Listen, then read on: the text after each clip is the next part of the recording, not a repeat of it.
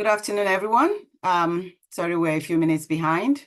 Just tidying up things. Happy to be here today. Welcome to those who joined us in part one, and we have part two today. We're happy to have you here. It won't take too much of your time. We know it's Saturday, but I'm happy to have everyone here. So we're taking this basic computer skills. Basically, it's actually for everyone because we know it's programmed towards seniors, but if you know anyone that wants to know anything about computers, we would like you to invite them to join us on these seminars. We have a couple of other titles that we're going to be touching throughout the year. We're going to have cybersecurity for seniors at a time. We're going to have seniors abuse, recognizing seniors abuse, and we're also going to have financial scamming for seniors.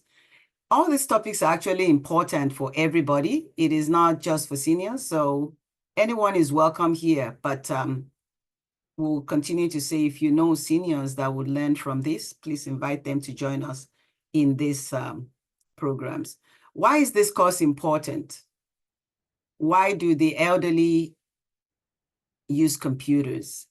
We have information that the internet allows easy access to information, personal interest. They're about 78% of people that actually would use this to gather information.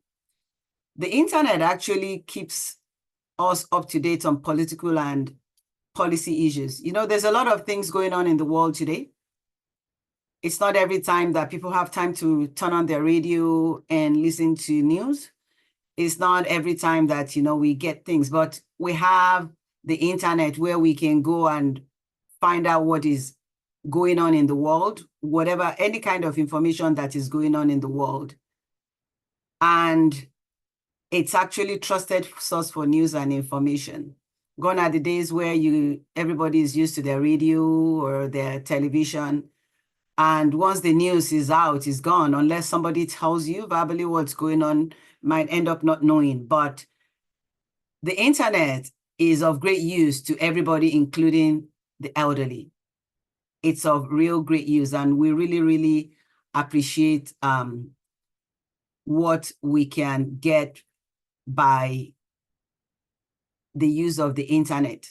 What is the internet? The other things that is used for, you can browse anywhere. You can retrieve information that you want. You can do so many things with the internet. So it's very important in our time. Now, if we look at it, there are so many ways to use the internet. Communicating with friends and family. How many of us have families in different parts of the world? How many of us have met people and we interact with people in different parts of the world? There's so many of us, so many things. And these days, it's easy to get things done through the use of technology, basically. It's much easier. It's not like maybe I'll say while I was growing up, but we can say that these days, I have a mother that lives in another country. I'm able to communicate. Today, I have communicated with my siblings. That is part of the things. I've communicated with people even around here through the use of the internet. I'm one of those people that like to read the news online. I kind of try to figure out what's going on through news, and I do a lot of research. It actually enables people's mind to keep working and keep going. So I will encourage everybody, you know, to take advantage of that and use the internet to do a lot of things. What about online shopping and delivery? The internet has made that easier through Amazon and so many corporations that ship things through the internet. You can view things even before you go into the store. View things and look at it very well, get exactly what you want. And some people might decide to have it shipped, and some people might decide to go there and go take a look and pick it up. That is part of the ways that internet has made things easier for everybody. and we would want everybody to continue to take advantage of that. I also want to talk about paying bills and managing finances. Now you can just pay your bills through the internet. You don't have to go to buy envelopes and buy stamps, and you can choose to do it, but there are easier ways to pay your bills. You can just through the internet log into your bank account, pay your bills, see what is going on. Gone are the days where you have to go to the bank machine, either print out your statement or wait for the statements to come. Now, with the use of the internet, you can actually do all those things. So I just want us to continue to appreciate that. What about entertainment? Movies, music, mobile apps, and games. We can't have enough of that. We cannot have enough of that. From your phone, you can watch a whole movie. You can watch it from your tablets. You can watch it you can go to the library, you can play games. You can play games with people in different parts of the world. The internet has made a lot of things, easy for everyone. What about like the Apple Watch that I'm wearing? I can be anywhere and receive text messages. I can use this. It's part of what we call Internet of Things. Everything is connected through the internet. There are wearable, there are some that you can use to monitor blood pressure, heart rates, and other things. This watch, you can monitor our heart and it can monitor so many things. And it's very, very important in the elderly care industry. Some people might think that maybe it's too intrusive, but if you look at the benefits of it, it's more than the things that we might think it's against it. So I will also encourage people to continue in that. Use that, get all those kind of things going. What about smart home technology? Through the use of the internet, you can open your doors remotely for people, or you can lock your doors remotely. Through these smart home technologies, there's so many things people use it for. They use it to open their blinds. We have some people that maybe they have mobility issues, and all these things can help things. You can open the blinds, have the sun come in without getting up for those that have those challenges. You have the smart thermometers, smart thermostats, where you can actually remotely control the temperature in the house. Those are things that, ways that the internet has made things to become more and more easier for people. If people need assistance with that, you can get those from stores where they sell all these things. They can help get it installed. Go to the bank can help set up the paying bills through your computers or through your phones. Can have people show how to buy things online if you're, wary of, getting into maybe the wrong websites, because there are many websites that they will make look like the real ones. There are ways where things can be easier and people won't really get in trouble. So the basic computer skills for seniors, as we're talking about today, learning how to use a computer confidently. So we're going to have an in-person class in September.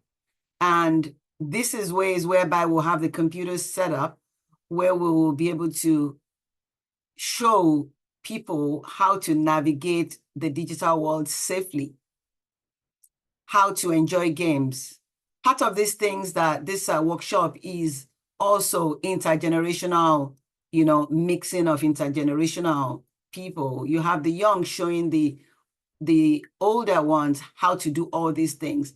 Communication, laughing together and doing things together. So we have that planned in September. We're going to share the dates and encourage people to actually come in person so we can work together to get these things going.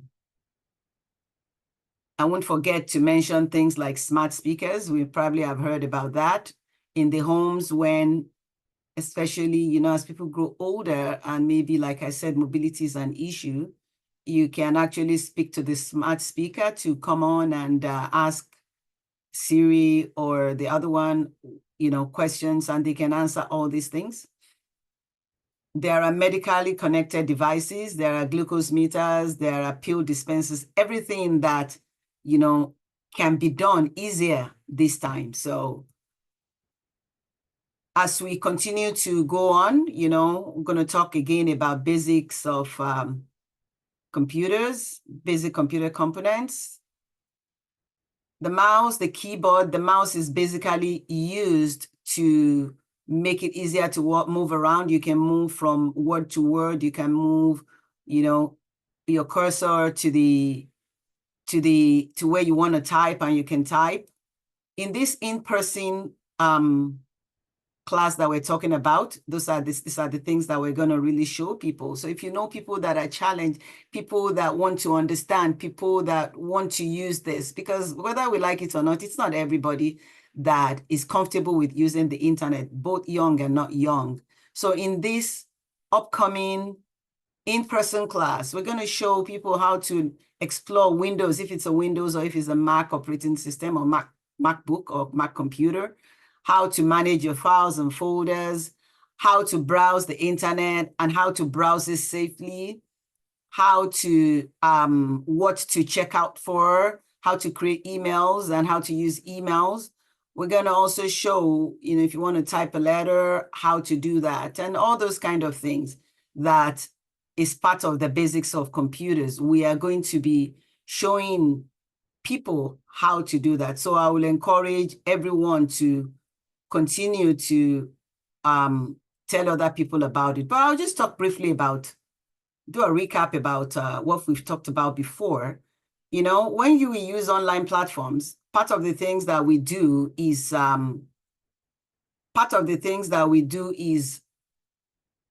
like I said, using it to connect and communicate.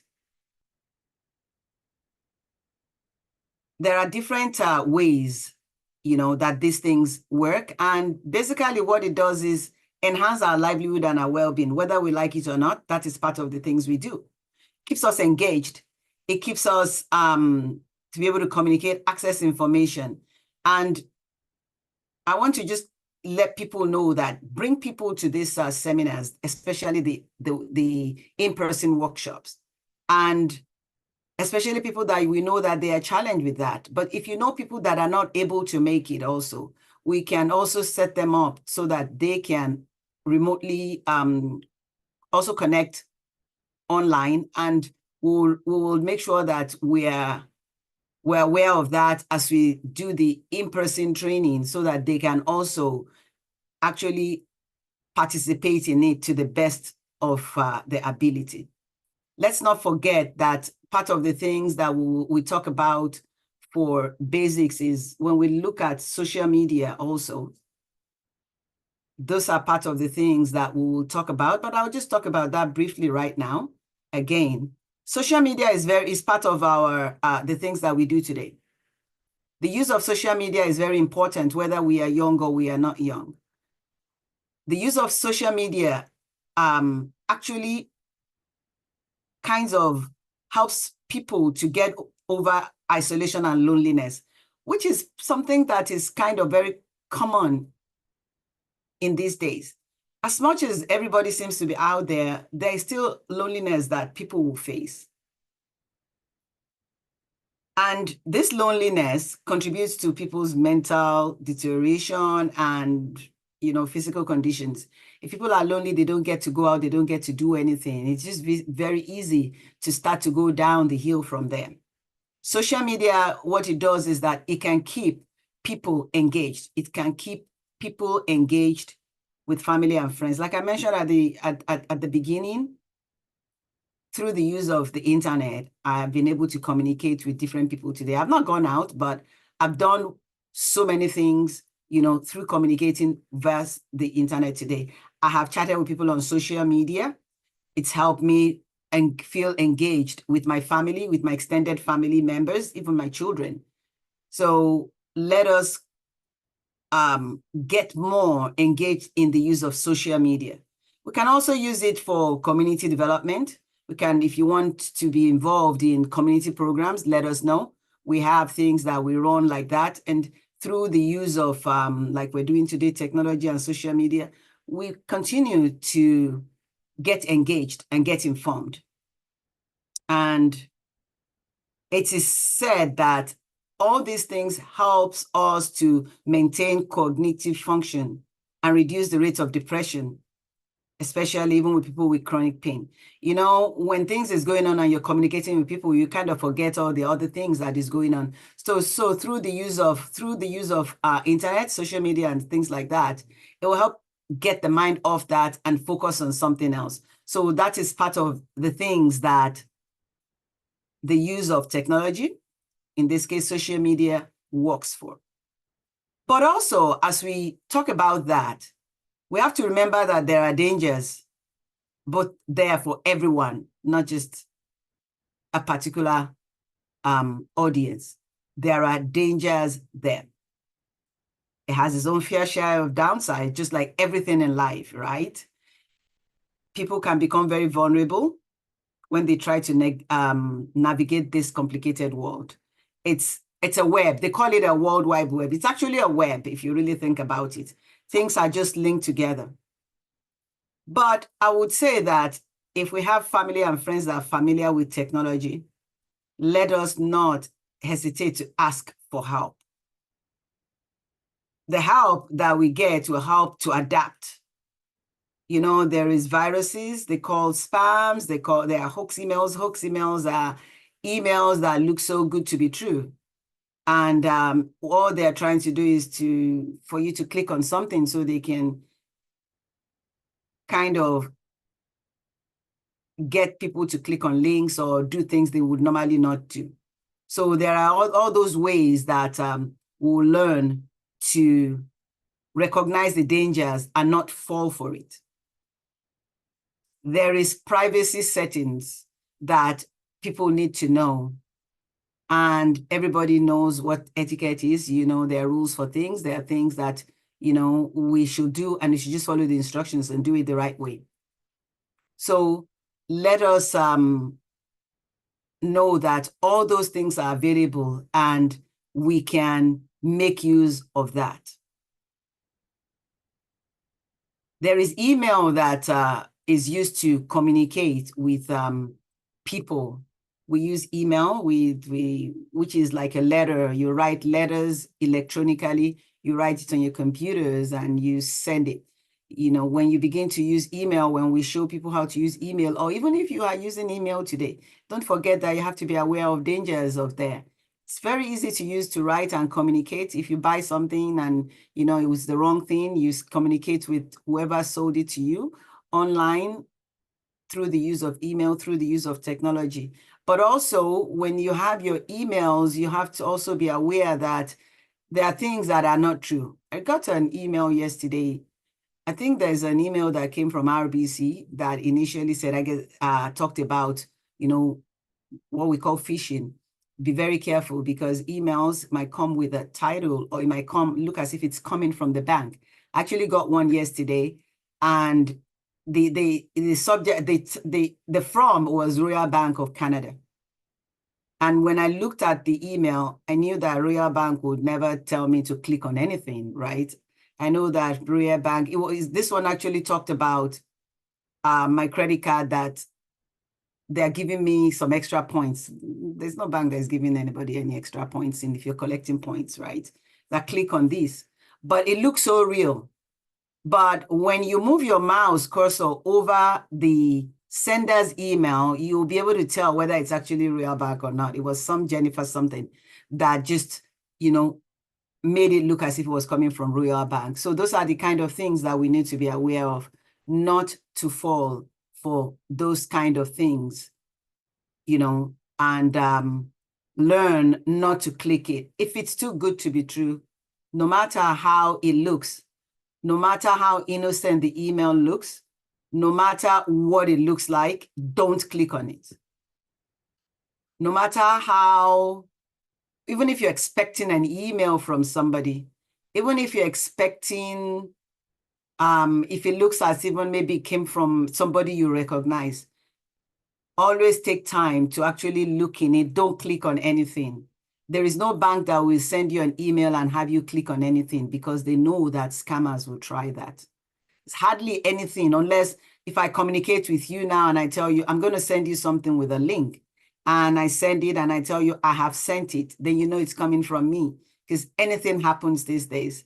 I read all the time about seniors that all their life savings were gone because they clicked on an email and some people had access into their account and their account was drained. So everybody will tell you if it looks too good to be true. Go into the bank and go and ask them before you do anything. Don't try not to fall for things. I know people can get lonely, and when somebody starts to communicate with people and try to, help them to build confidence in them. But if things are too good to be true, please don't go that way. There are online forums and communities, and scammers have invaded that also.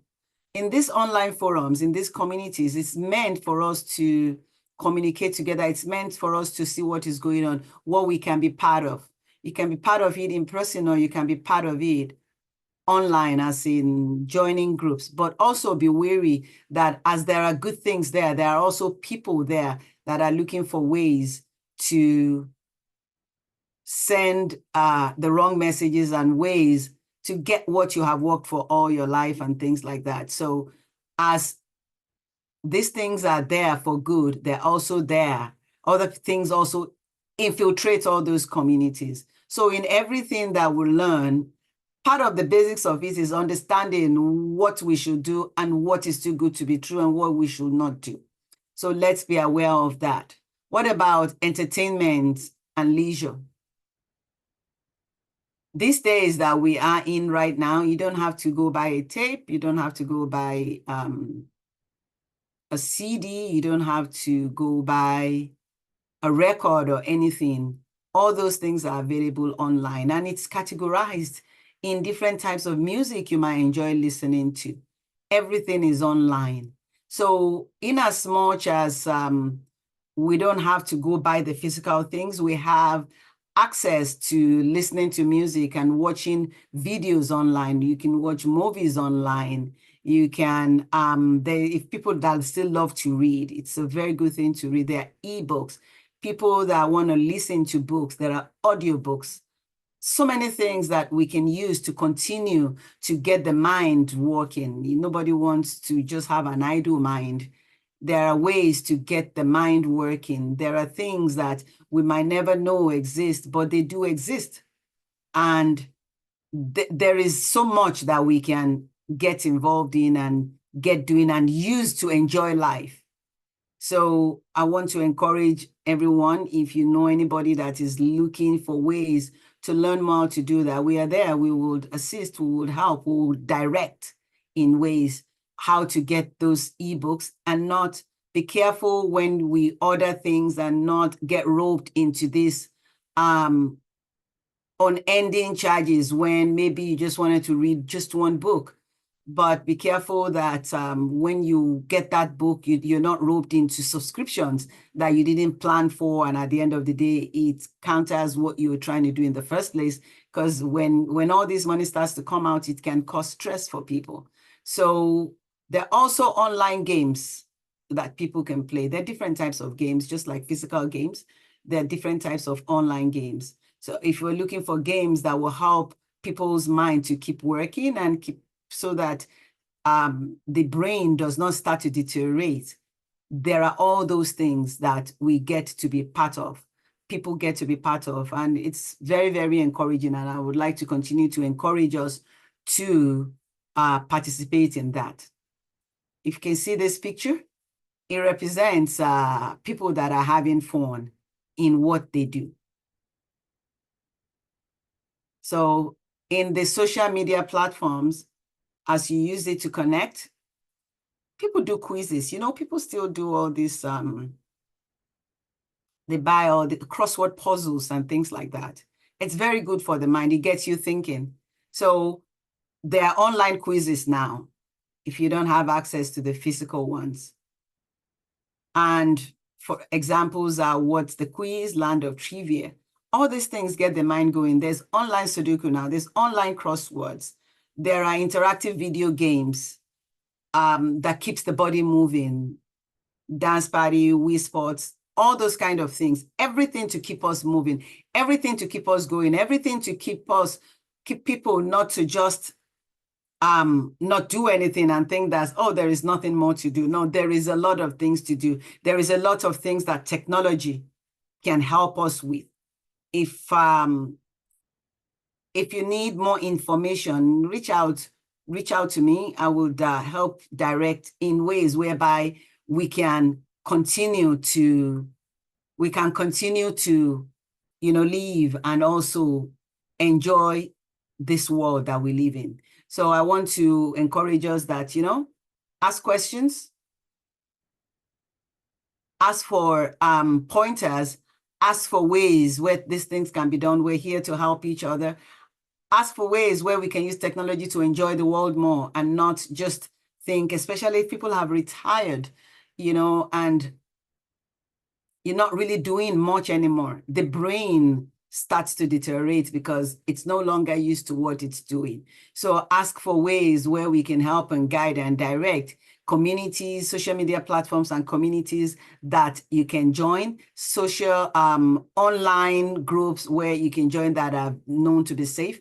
But even if things are known to be safe, it's very easy for people to pry on, the niceness of other people because you really don't know. But as much as we can develop long-term friendships that way, we also have to be wary that people can infiltrate that circle. So let us continue to be wary of that. I don't know if anybody has questions today. If you have any questions, please put the questions in the chat and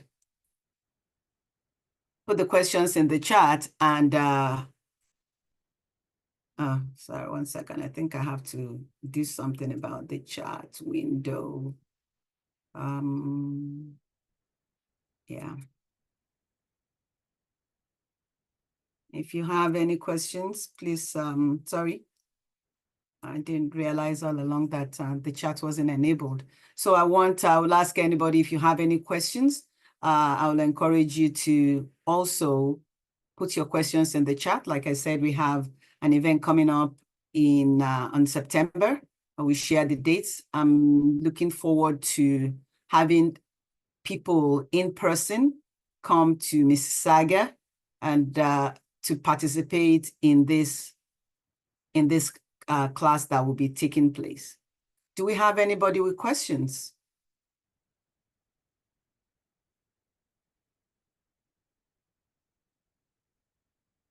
Okay.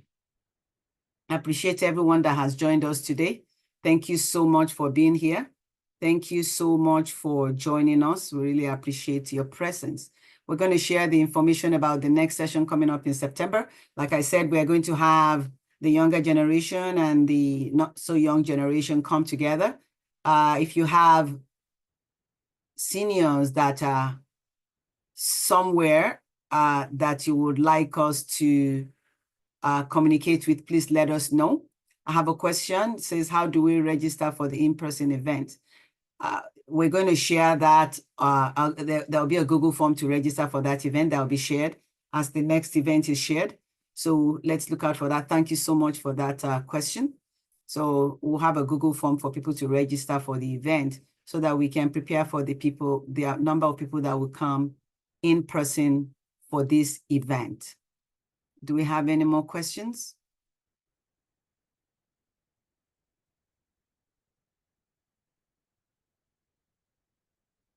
Once again, I would say thank you everyone for joining today. We appreciate your being here. We appreciate your joining us today. And okay, we have another question. How much do the participants need to know? I think we're going to work from zero computer skills to people that just want to come and maybe they want to share their knowledge, seniors helping other seniors. So the volunteers, we'll expect the volunteers to understand the basics of computers, how to navigate the social media, how to do bills, how to do all those things that we have talked about today. The participants don't really have to know much. They'll be free to ask questions. Actually, there will be two seminars going on that day. We're going to share the information about that, the in-person. So we'll go from one in-person to the other. It's going to be a day filled with a lot of activities that people will enjoy, and we're hoping that that will enable people to, at the end of the day, be more confident in the use of the internet, be more confident in the things they do online, and understand that, you know, there's going to be an improvement in their lifestyle that maybe they didn't experience before. Do we have any more questions?